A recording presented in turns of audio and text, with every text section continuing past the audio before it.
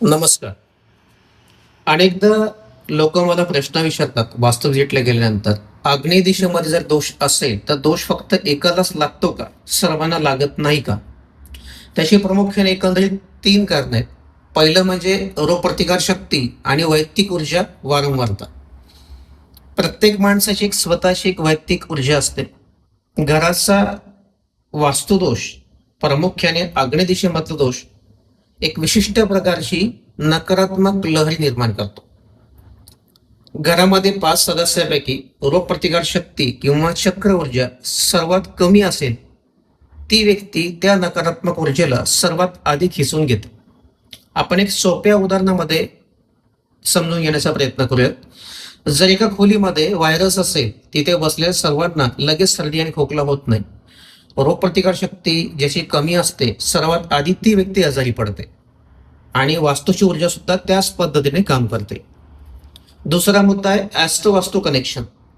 वास्तू कधीही स्वतंत्रपणे काम करत नाही, ती व्यक्तीच्या कुंडलीशी जोडलेली असते. याला आपण ॲस्ट्रो वास्तू असं म्हणतो.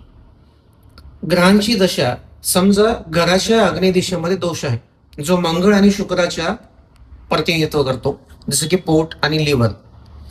जर घराच्या एखाद्या सदस्यांच्या कुंडलीमध्ये या काळामध्ये मंगळ, राहू किंवा गुरुची खराब महादशा सुरू असेल, किंवा त्यांच्या कुंडलीमध्ये 5वे घर जे पोटाचे असते पीडित असेल, तर हा त्या घराचा वास्तुदोष थेट त्या व्यक्तीच्या तब्येतीवरती हल्ला करतो. बाकीचे सदस्य ज्यांची वेळ चांगली आहे, ज्यांच्या कुंडलीमध्ये कुठल्याही प्रकारचे दोष नाही आहेत, त्यासाठी ते एक ढालीप्रमाणे तो काम करतो.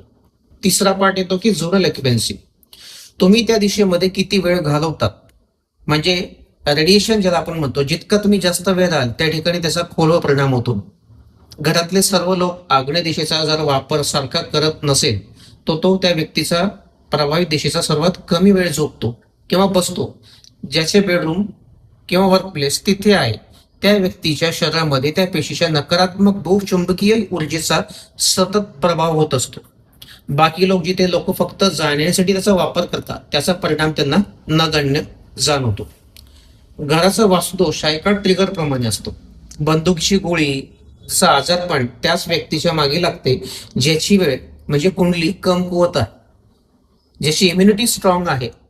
तो त्या धोक्याच्या क्षेत्रामध्ये जास्त वेळ घालवला की त्यांना हा आजारपण जास्त जाणवतात.